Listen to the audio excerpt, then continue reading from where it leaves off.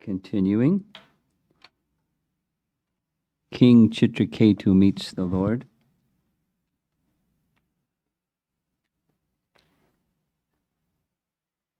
Text 25 is this mantra, Om Namo Bhagavate Mahapurushaya, which is another mantra following the mantra given by Narada. O Transcendental Lord,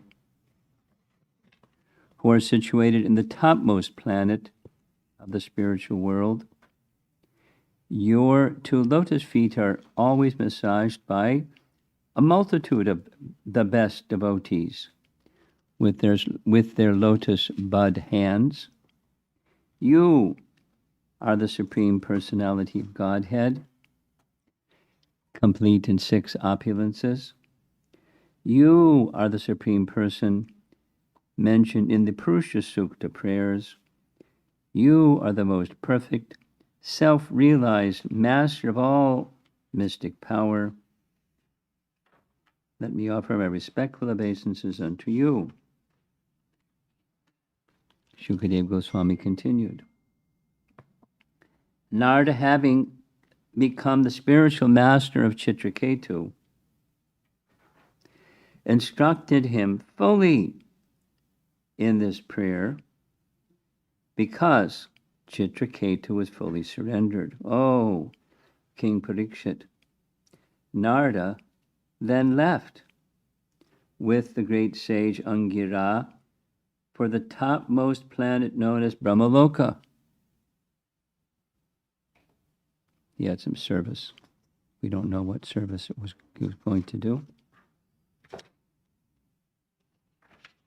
Then what's Chitraketu going to do? Going to chant his mantra, right?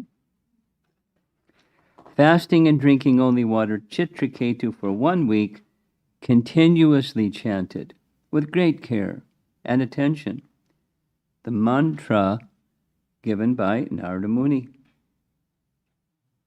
O King Parikshit, after only 1 week of repeatedly practicing the mantra received from the spiritual master, Chitraketu achieved the rule of the planet of the Vidyadharas as an intermediate product of his spiritual advancement in knowledge. Thereafter, within a very few days, by the influence of the mantra that Chitraketu had practiced, his mind became increasingly enlightened in spiritual progress, and he attained shelter at the lotus feet of Anantadev.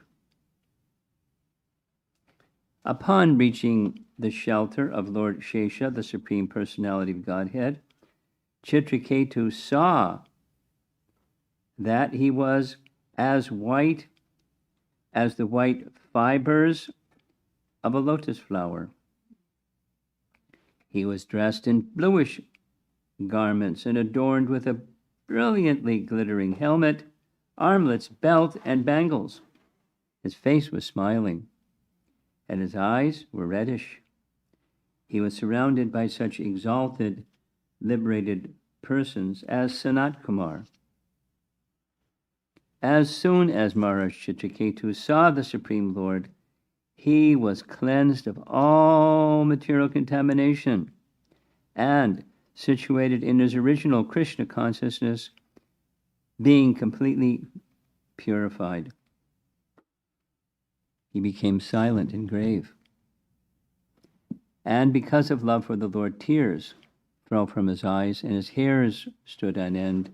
With great devotion and love, he offered his respectful obeisances unto the original personality of Godhead. The purport. The word tad, darshana, dvasta, samasta, kilbishaha is very important in this verse. If one regularly sees the Supreme Personality of Godhead in the temple, one will gradually be disinfected of all material desires simply by visiting the temple and seeing the deity. when one is freed from all the results of sinful activities, one will be purified, and with a healthy mind, completely cleansed, he will increasingly make progress in Krishna consciousness. Text 32. With tears of love and affection, Chitraketu repeatedly moistened the resting place of the Supreme Lord's lotus feet. Because his voice was choked in ecstasy, for a considerable time he was unable to utter any of the letters of the alphabet to offer the Lord suitable prayers. Thereafter, by controlling his mind with his intelligence, and thus restricting his senses from external engagements, he recovered suitable words with which to express his feelings. Thus he began offering prayers to the Lord, who is the personification of the Holy Scriptures, the Satvata Samhitas like Brahma Samhita and the Narada Pancharatra, and who is the spiritual master of all. He offered his prayers as follows. So we're just going to read one of those prayers and we'll discuss. Chitraketu said, Ajita Jitaha Sama Matibihi Sadhubir Bhavan Jitatmabir Bhavata Vijataste Pi Cha Vajatam Akamatmanamya Atmado Ti Karunaha. O unconquerable Lord, although you cannot be conquered by anyone, you are certainly conquered by devotees who have control of the mind and senses. They can keep you under their control because you are causelessly merciful to devotees who desire no material profit from you. Indeed, you give yourself to them, and because of this, you have full control over your devotees. Sounds like a contradiction, right? Who controls whom?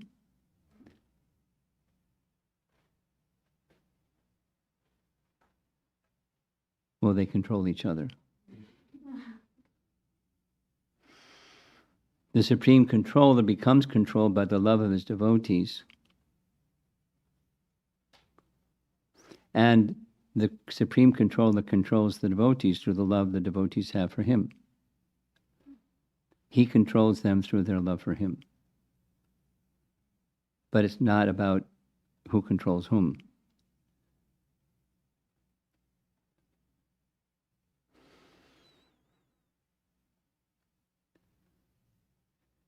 This is a Vaikuntha mood, as opposed to a Madhurya mood. It's an Aishvarya mood as opposed to a Madhurya mood. At the same time, the Vaikuntha mood has similar features.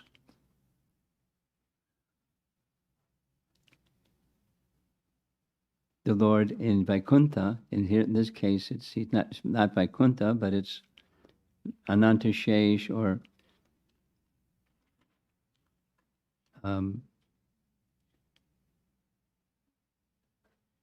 Sankarshan. He hasn't spoken yet, but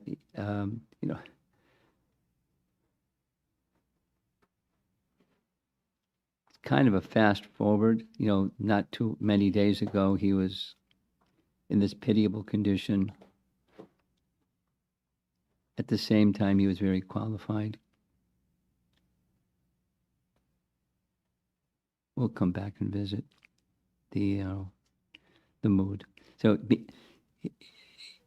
there was a question yesterday. How was it that Chitraketu was instructed by Narada about the temporary nature of the world just after he got smashed.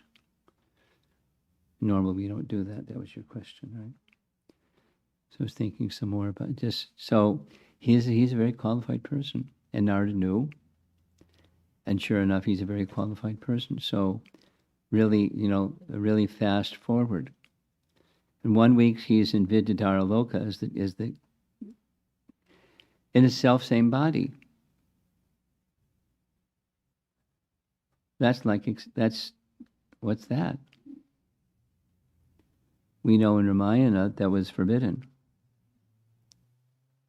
What was the devotee's name? The member of the Ikshvaku dynasty who wanted to go to heaven in his self-same body. Remember his name? Starts with an S. Anybody here remember his name? Huh? Say it louder. Trishanku, not an S, a T. Trishanku. Thank you. Trishanku.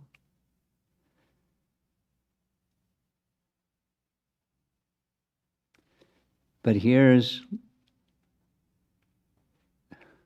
goes to heaven in his self-same body. Not heaven.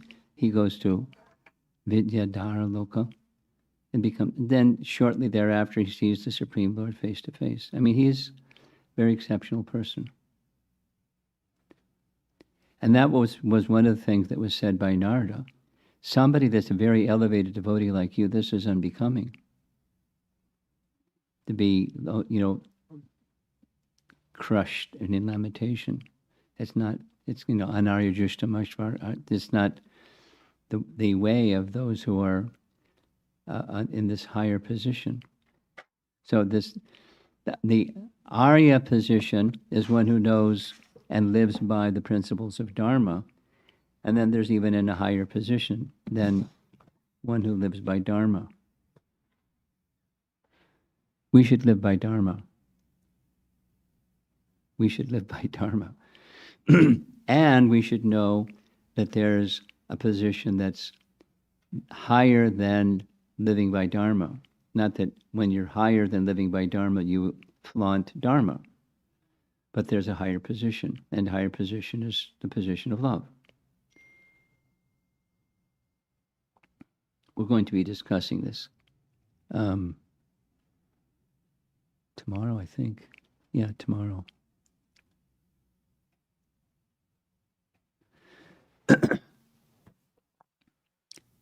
Very similar to the teaching that's found in Kapila Dev's instructions to Devahuti. Devotional service that's mixed with the modes, or one's consciousness is mixed with the modes because devotional service is pure. So symptoms in goodness, in ignorance, passion, goodness. And in goodness, that's duty. Mode of goodness. One does something because it will purify me. It is my duty in life. One serves God because I'm bound to serve God. It's my dharma. It's my sanatana dharma to be in service to God. And if I miss the target, I'll be serving something else because service to God is my constitutional nature. So the Vedas are to align us with Sanatana Dharma. And then beyond the devotional service in goodness, or performance out of duty, or performance because it will purify me, that's the platform we're to cultivate, and at the same time understand there's a position beyond it. The position beyond it is Shuddha Sattva. And there's symptoms, not pretense, but there's symptoms. And those symptoms are symptoms of ecstasy that he's demonstrating. I'm going to pause, use the restroom, be right back.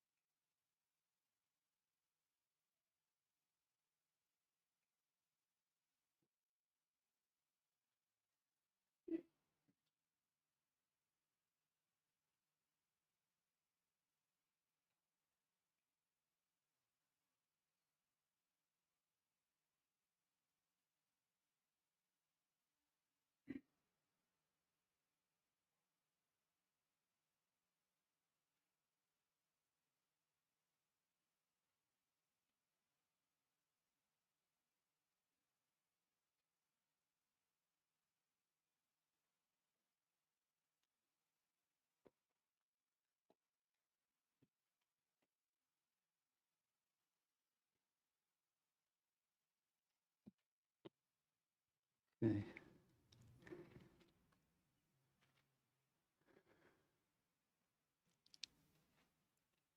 Devotional service that's beyond the modes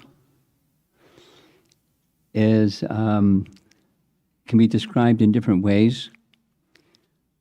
It's spontaneous. It's the platform of raga. We're going to hear about this. Bhaktivinoda Thakur explaining this principle. The distinction between service that's duty and service that's love. And we find Chitraketu is on that platform of spontaneous with symptoms and seeing the object, all contamination is gone.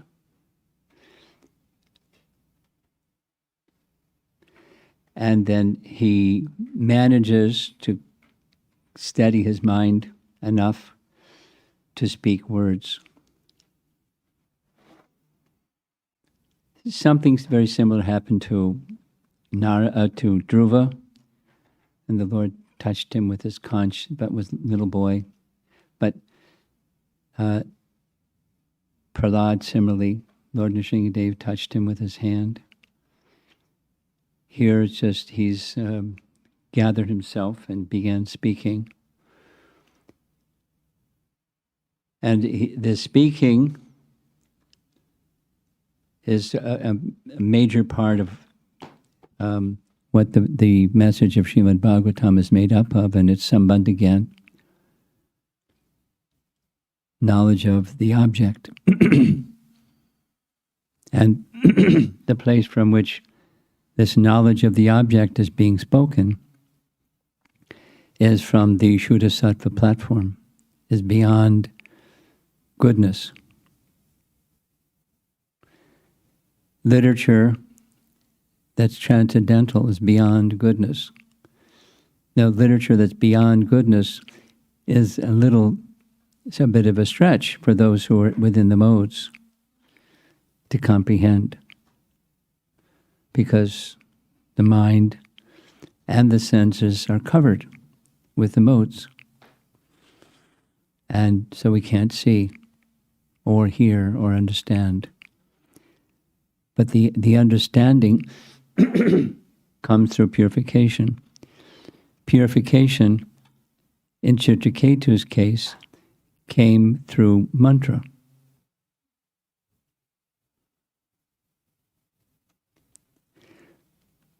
It's a theme in the Bhagavatam. And we're going to hear something about this in another class on Saturday. I've been very absorbed in this topic.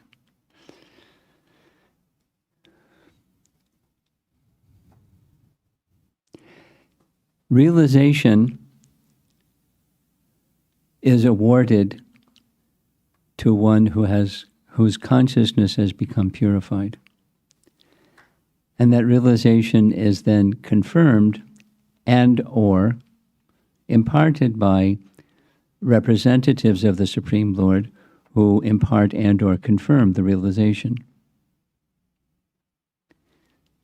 I'm mentioning that because in the whole of part 2 of Brihat Bhagavatamrita, the book, even from part 1, but part 2, there's a Mathura Brahmana that has been on a quest, similar to part 1. But his quest is, I've heard many, many different goals and means to reach the goal for a spiritual life. I went here, I went there, I heard this, I heard that. I'm confused. I'm searching for the answer. What's the goal and the means to reach the goal? exactly what Lord Chaitanya and Ramananda Roy's discussion was. What's the goal and the means to reach the goal? And this Mathura Brahmana is chanting the Madan Gopal mantra. But he's not clear what the goal is and how to reach the goal. Sound familiar?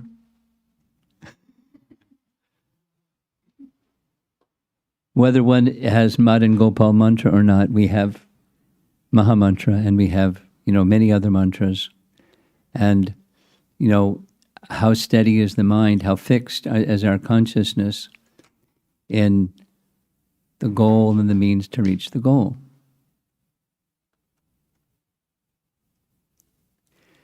My message here is, the mantra is a means for purification, and with that purification, the personality of Godhead will send us the resources, the teachings and the teachers and the everything we need, which is exactly what Gopal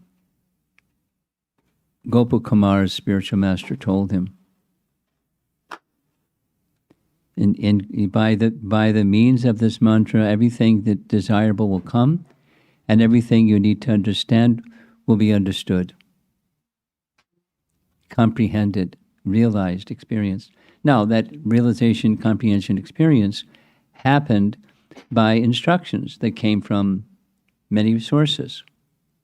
His spiritual master didn't give him like a zillion instructions. He didn't give him Srimad Bhagavatam. He just gave him his mantra. Anyway, but many persons along the way gave comprehensive instructions. And he was tested along the way. So we are all those things that happened to him or happened to us, and it's intended to explain to this Mathura Brahmin how he can achieve the goal and understand the means to achieve the goal. It's to help us. All of that stepping back. It's Maharaj Parikshit answering a question of his mother. Who is the mother of Maharaj Parikshit? Uttara, right? Let him. It's stimulating this young mind. And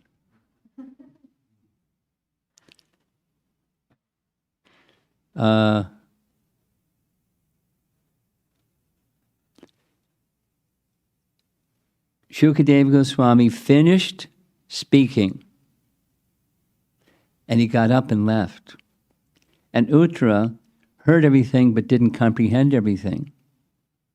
So before the snakebird came, she went to Maharaj Parikshit and said, I couldn't understand everything he said. Could you give me a synopsis? Sure. That's what Brihad Bhagavatamrita is. It's Maharaj Parikshit explaining to Uttara the essence of Srimad Bhagavatam. So here's Srimad Bhagavatam giving us a picture of what happened to Chitraketu by receiving this mantra. No, he had lots and lots and lots of teachings of transcendental knowledge. Then there's a couple chapters worth of teachings, and that's what's in the book, what to speak of other things that may have been said.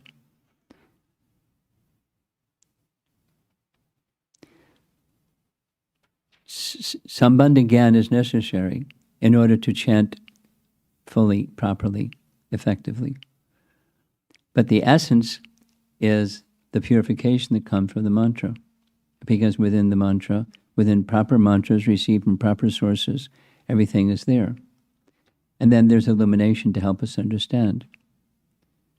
So whether it's particularly for these scriptures that are Shuddha Sattva literatures or Amala Purana, spotless, then one gets the picture of what we can't see or understand or experience as recovered. keep going with faith that that's what we're hearing, is this spotless message from a person who is there. In this case, it's Shukadeva Goswami narrating this exchange between Chitraketu and Lord Sankarshan. So we're getting a picture of transcendence, although we're not in transcendence. That's called mercy. And the topic we're going to be discussing over the weekend is gratitude. If you want to get the best from reading Srimad Bhagavatam, just like your question yesterday evening, similar to her question yesterday evening, have some recognition of, although it's beyond our scope because we're covered, this Srimad Bhagavatam it's the greatest mercy, as the holy name is the greatest mercy, etc. And as one's heart is open, then you'll get the fullest benefit. And you continue and continue until the purification comes. With faith, purification will come. And the more enthusiastic one is, eager, utsahan, for that purification, so that there can be experience and realization. If you want that higher happiness experience, get purified quick. And that has a lot to do with the intensity of effort and absorption in the sound vibration, chanting of the mantra and hearing the Bhagavatam, etc. So Chitraketu is there. And he's giving us a picture of transcendence. This is just the first of his prayers. But, it continues. And before expressing, he's already shown the platform that he's on. He's on the platform of ecstasy. It's not like he comes down from the platform of ecstasy. He just has to wait and steady his mind and senses with his intelligence so that he can make an offering to the personality of Godhead, which he's about to do. That's gratitude and transcendence. That's a topic we're going to discuss. Gratitude, that's in the mode of goodness, and gratitude that's in transcendence.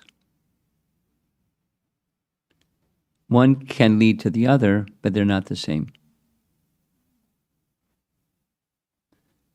So we're to spend our time in the gratitude and goodness. Strive for that.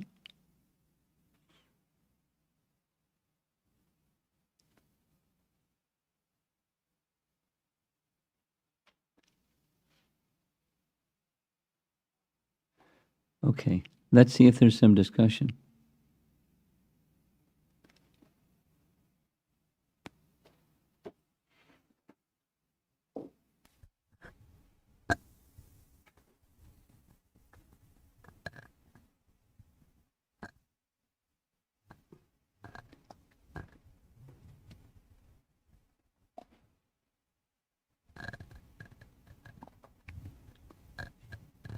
Okay.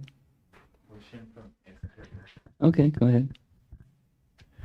So it's basically like confirming my understanding, the lesson, because there is a pride, obviously, in the practicing devotee, and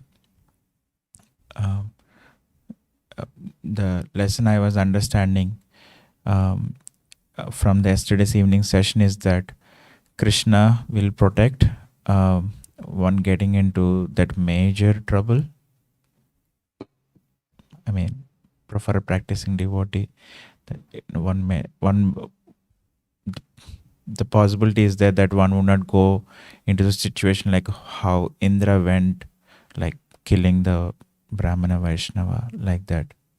And then the second lesson was to take more shelter, deepen the shelter. So I want to confirm, is my understanding correct? I'd like to modify your understanding in both parts. Krishna will protect in a conditional way, meaning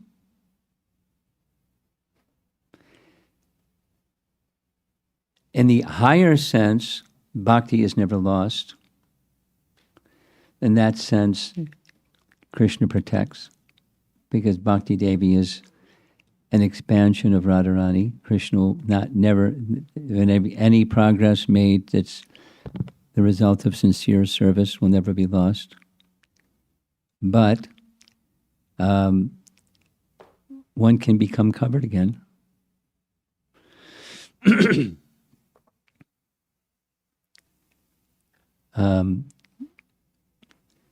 I was visiting one devotee's home. I won't mention his name. And he shared with me that he asked one of my godbrothers who was visiting his home, why is it that XYZ, very elevated Vaishnavas, disciples of Prabhupada, fell?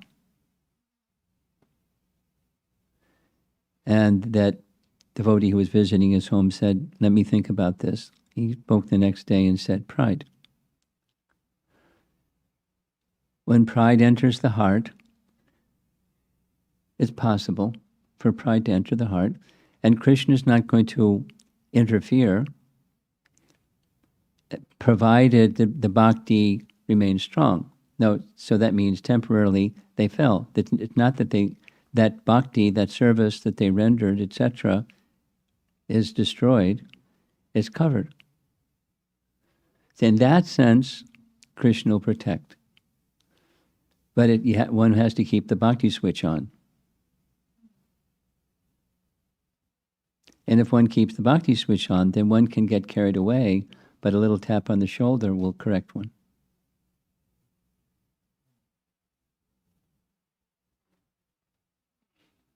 We have examples of that. So you're seeking clarification or verification of your understanding. I'm modifying it. It's contingent upon keeping the bhakti switch on.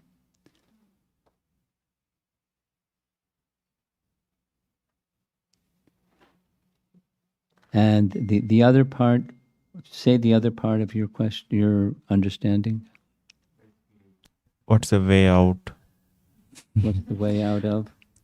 Like, because as a practicing devotee, I mean... What's the way out of what? Pride? Yeah, the pride and the humility. consequence of it. It's the antidote, it's the opposite side. And we heard so much about humility, so just now you know what humility is. You invest in that.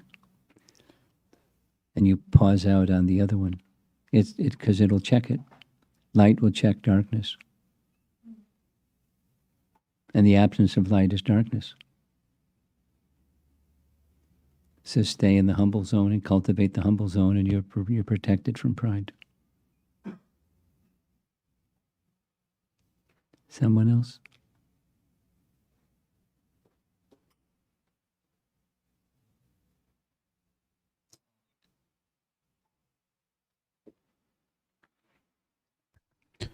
Hare Krishna Maharaj. So is there any difference between the mode of goodness, dharma, and our Vedas also talk about rituals as prescribed duties? They are also to take people towards mode of goodness? Yes, yes, precisely. So they are the same, or? Are the same as what? The dharma that we spoke of. Yes. Now, there's different dharmas, there's different rituals that have different purposes. But built within all of them is the bhokta of the sacrifice. So it brings one to goodness and to shelter of the bhokta of all yagyas. In that sense, yes. But let's take, there are sections of the Vedas that are for destruction. right? So that's more remote. But there's power in all that stuff. I mean, there's examples. What Twashta did, we just spoke about it last night. What Ravana's son, Indrajit, was doing, that's a yagya for, getting some power to do dirty stuff. So it can be more buried or more overt, but it's Vedic. He was doing Vedic yagyas for dark purposes. And that's, it's just like devotional service in ignorance is described by Kapila to get back at people, to hurt people, to harm people. Mode of ignorance, destruction. Built within it is something that elevates, as opposed to people that don't turn to Dharma for destruction of others or harming others. It's just raw ignorance, no elevation at all. Okay. You got something else? At least you're holding on to the microphone.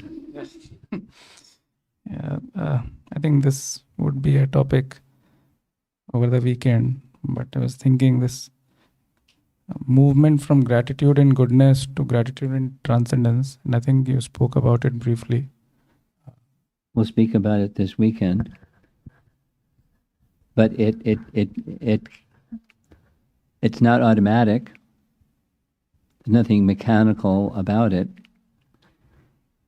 It's a change of heart.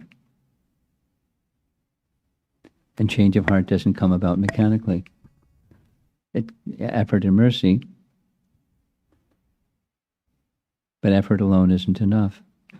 Mercy can go and someone is making no effort, and the transformation is not going to be the same.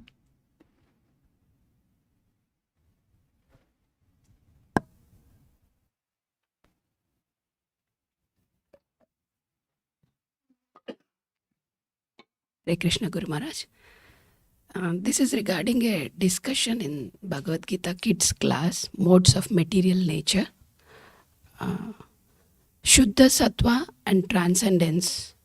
In these two cases, relationship with the Lord or experiencing the mercy in that relationship, how does it differ? Is there any difference? Shuddha Sattva also should be transcended to go to transcendence? And if it is yes, what would be like transcendence? Your question is not clear in my mind. It sounds like you're asking at least one thing, and I'm not sure what the second thing is.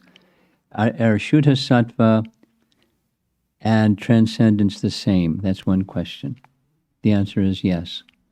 It's looking at the same thing from a different angle and using different language to describe the same thing. But it's different language. It's the same thing. And then, you asking his question, how do you move from goodness to Shuddha Sattva? Are you asking that?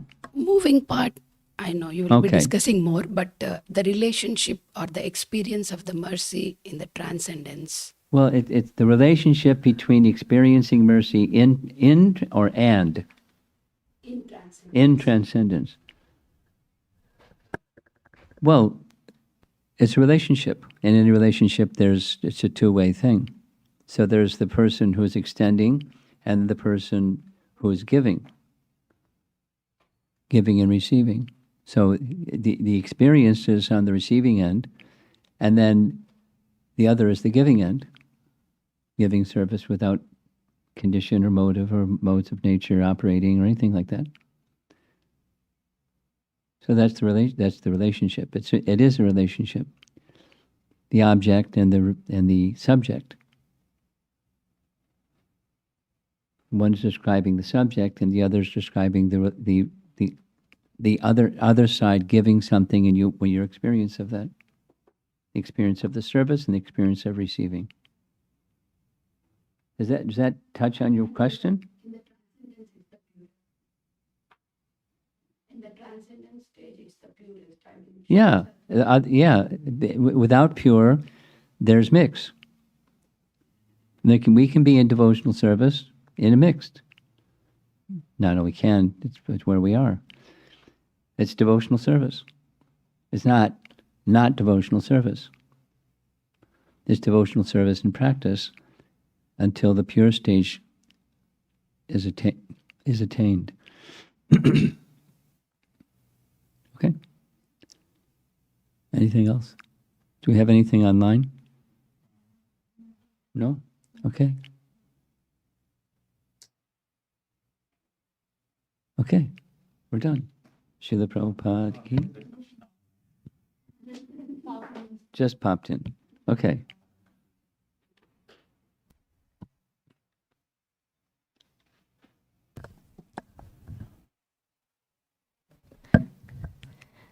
Amara Mataji's question.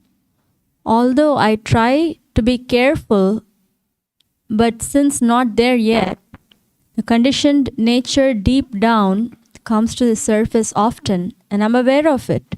So if we try to keep